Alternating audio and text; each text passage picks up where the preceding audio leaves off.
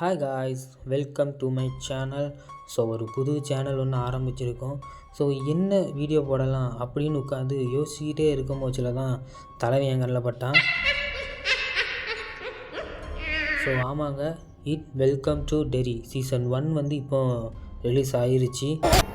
So அதில் நாம் episode 1ஓட ஸ்டோரியை தான் பார்க்க போகிறோம். ஸோ ஸ்டோரி ஆரம்பிக்கிறதுக்கு முன்னாடி இந்த எபிசோடில் வந்த சில முக்கியமான கேரக்டர்ஸை பற்றி நம்ம பார்த்துடலாம். ஸோ அது வந்து இந்த ஸ்டோரியை புரிஞ்சிக்கிறதுக்கு ரொம்ப ஹெல்ப்ஃபுல்லாக இருக்கும். ஸோ அந்த வரிசையில் நம்ம பார்க்க போகிற கேரக்டர்ஸோட நேம் என்ன அப்படின்னா மேடி. இவனை நம்ம மேட் அப்படின்னு சொல்லுவோம். இவன் இந்த ஒரு எபிசோடில் ஒரு மேஜர் ரோலே ப்ளே பண்ணியிருப்பான். கிட்டத்தட்ட இவனை வச்சு தான் இந்த மொத்த கதையுமே நகர மாதிரி கொண்டு போயிருப்பாங்க. ஸோ இவனுக்கு வந்து அம்மா அப்பா கிடையாது, ஒரு தனிமையில் வாழ்கிற ஒரு பையனாக தான் இருப்பான். ஸோ ஃப்ரெண்ட்ஸுக்கிட்டேயுமே அவ்வளோவா சேராமல் எடுக்காமல் இருக்கிற ஒரு பையனாக தான் இவன் இருப்பான்.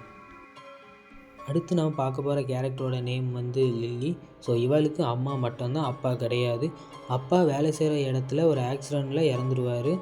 அதனால மனசளவில் பாதிக்கப்பட்ட இவ எப்போவுமே சோகத்தோடையும் கவலையிலையும் தான் இருப்பாள். ஸ்கூல்லேயுமே சில புல்லிஸ் வந்து இவங்க அப்பா இறந்ததை வச்சு இவளை கலாய்ப்பாங்க. அதனாலையுமே இவள் மனசளவில் பாதிக்கப்பட்டு இருப்பாள். ஸோ இவளுமே இந்த கதையில் ஒரு மெயின் ரோல் ப்ளே பண்ணுவாள். மூணாவது நம்ம பார்க்க போகிற கேரக்டரோட நேம் என்ன அப்படின்னா ரோனி. ஸோ இவளை பற்றின ஒரு ஃபுல் டீட்டெயில் இந்த எபிசோடு 1 கொடுக்கல.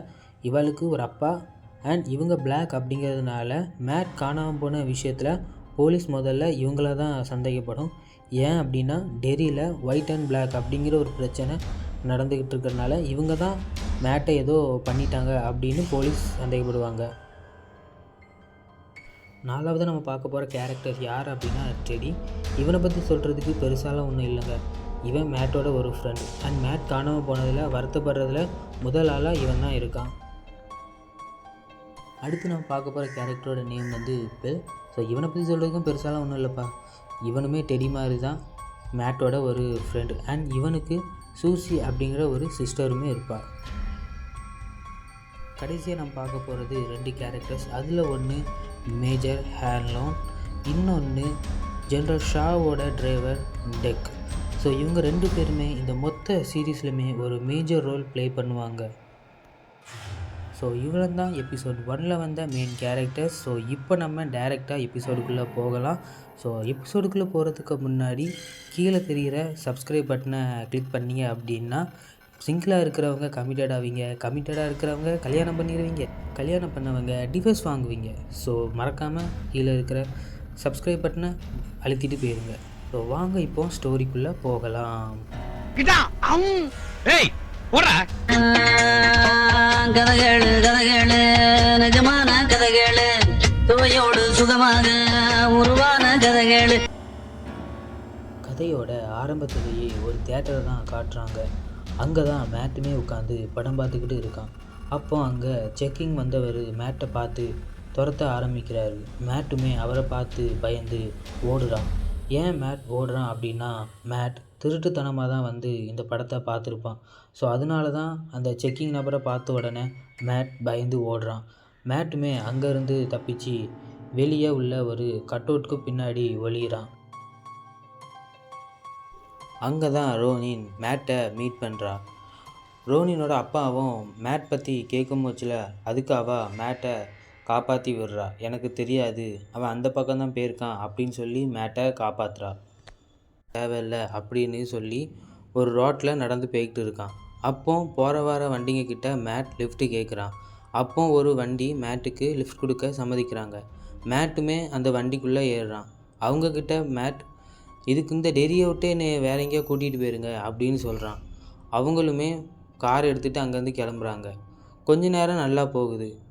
அப்போது உள்ளே இருக்கிற எல்லாருமே ஒரு வினோதமாக நடக்கிறத மேட் நோட் பண்ணுறான்.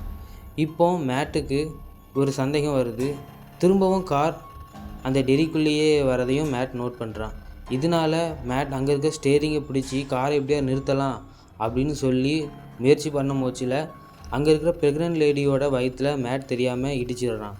ஸோ இதனால் மேட் பயந்து போய் பின்னாடி சீட்டில் போய் உட்காடுறான். இப்போ அந்த இடத்துலையே அந்த ப்ரெக்னென்ட் லேடிக்கு குழந்தையும் பிறக்குது. முன்னாடிருந்து வர மேட் கொஞ்சம் முன்னாடி எட்டி பார்க்க அப்போ தான் அவனுக்கு தெரிய வருது முன்னாடி இருக்கிறது குழந்தையே இல்லை, குழந்த ரூபத்தில் இருக்கிற ஒரு குட்டி சாத்தான் அப்படின்னு. அந்த குட்டி சாத்தானுமே மேட்டை கொஞ்ச நேரத்திலேயே அங்கேயே கொன்னுடுது.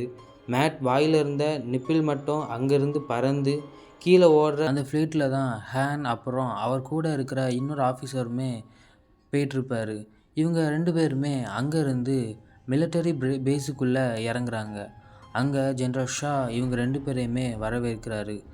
இவங்க எல்லாருமே சேர்ந்து அங்கே இருக்கிற ஒரு இடத்துக்கு போகிறாங்க. அங்கே இருக்கிற எல்லா ஆஃபீஸருமே ஹேனுக்கு சல்யூட் பண்ணும் போச்சில் மாஸ்டர்ஸ் அப்படிங்கிற ஒரு ஆஃபீஸர் மட்டும் ஹேனுக்கு சல்யூட் பண்ணலை. ஏன் அப்படின்னா ஹேன் ஒரு பிளாக் பீப்புள் அப்படிங்கிறதுனால. இதனால ஹேன் கோபமாகி அந்த ஆஃபீஸர்கிட்ட போய், நீ என்ன வேணாலும் நினச்சிக்க, ஆனால் நான் இங்கே உன்னோட சீனியர் ஆஃபீஸர்றாரு. அதே நேரம் அந்த இடத்துக்கு ஜென்ரல் ஷாவுமே வராரு. இந்த விஷயத்தை கேள்விப்பட்ட ஜென்ரல் ஷா மாஸ்டர்ஸை கண்டிக்கிறாரு. இதுக்கப்புறம் இந்த மாதிரி நடக்காது அப்படின்னு ஜென்ரல் ஷாவுமே ஹேனுக்கிட்ட சொல்லிவிட்டு அங்கேருந்து கிளம்புறாரு. அண்ட் ஜென்ரல் ஷா கூடயுமே அவரோட டிரைவர் டக்குமே வந்திருப்பார். அவருமே ஹேனை பார்த்து, இது வெறும் ஆரம்பம் மட்டும்தான், இதுக்கப்புறம் இன்னும் பல விஷயங்களை நீ பார்ப்ப அப்படின்ட்டு கண்ணாலேயே சொல்லிட்டு போவார். எப்படி இருக்குது அப்படின்னு பார்க்க போனால் அங்கே லில்லி மனசில் ஒரு சோகத்தோடு நடந்து வந்துக்கிட்டு இருக்கிறா. அவள் நேராக வந்து அங்கே அவளோட லாக்கர் ரூமை திறக்க போகும்போச்சில் அதுக்குள்ளே இருந்து பிக்கினா அங்கே இருக்கிற புல்லிஸ் லில்லியை வெறுப்பேற்றணும் அப்படிங்கிறதுக்காகவே இந்த மாதிரி ஒரு சீப்பான விஷயத்த பண்ணியிருக்காங்க. ஏன் இவங்க இந்த விஷயத்த பண்ணாங்க அப்படின்னா, இந்த ஊரில் ஒரு மித் ஒன்று சுற்றிக்கிட்டு இருக்கு. என்ன அப்படின்னா, லில்லியோட அப்பா ஒரு பிக்கிள்ஸ் ஃபேக்ட்ரியில் தான் வேலை செஞ்சுருப்பார். அதில் அவர் ஒரு ஆக்சிடெண்ட்டில் இறந்ததுனால அவரோட ஆன்மா எல்லா பிக்கிள்ஸ் பாட்டில்லையுமே இருக்குது அப்படின்னு சொல்லி ஒரு மித் வந்து ஊருக்குள்ளே சுற்றிக்கிட்டு இருக்கிறதுனால இந்த புல்லிஸ் லில்லியை வெறுப்பேற்றுறதுக்காக இந்த மாதிரி ஒரு விஷயத்த பண்ணியிருப்பாங்க.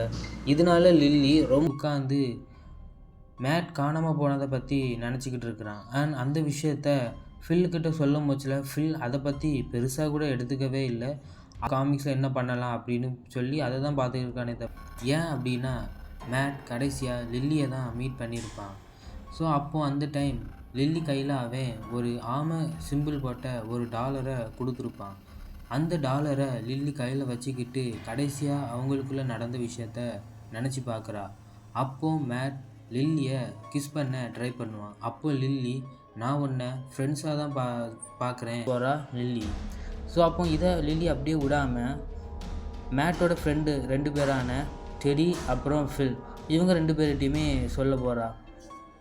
அவங்களுமே ஆரம்பத்தில் இதை நம்பலை. ஆனால் அவங்க நம்புகிற மாதிரியான ஒரு சம்பவம் டெடிக்கு நடந்துச்சு. டெடி அவனோட ரூமில் உட்காந்து காமிக்ஸ் படிச்சுட்டு இருக்கும் போச்சில் அவன் பக்கத்தில் அந்த லேம்பு முழுக்கவும் மேட்டோட முகம் மட்டுமே இருந்துச்சு. இதை பார்த்து பயந்து போன டெடி அங்கேயே கத்த ஆரம்பித்தான். உடனே மறுநாள் காலையில் இந்த விஷயத்த லில்லி அப்புறம் ஃபில்கிட்ட சொல்கிறான். ஃபில்லுமே ரொம்ப பயந்து போகிறான். அதுக்கப்புறம் நான் தான் என்ன தான் இனிமேலே அந்த ஒரு விஷயம் வந்து தாக்கும் அப்படின்னு ஃபில் ரொம்பவும் சொல்கிறா. உடனே ஃபில்லுமே ஃபஸ்ட்டு டெடியை தான் கொல்லுது. அவன் காலை பிடிச்சி செவுத்துலேயே அடித்து கொல்லுது. அதுக்கப்புறம் சூசியோட கை மட்டும் லில்லியோட கையில் இருக்குது. ரோனியுமே கையில் ஒரு சுத்தியலை எடுத்துக்கிட்டு அங்கேருந்து வேகமாக வந்து உள்ளே கதவை திறந்துட்டு உள்ளே வாரா. அப்போ லில்லி மட்டும்தான் அங்கே இருக்கிறா. லில்லியை வெளியே கூட்டிகிட்டு போன உடனே இங்கே என்ன நடக்குது அப்படின்னு கத்த ஆரம்பிக்கிறா, பயப்படுறா. இதோட இந்த எபிசோட் முடிகிறது.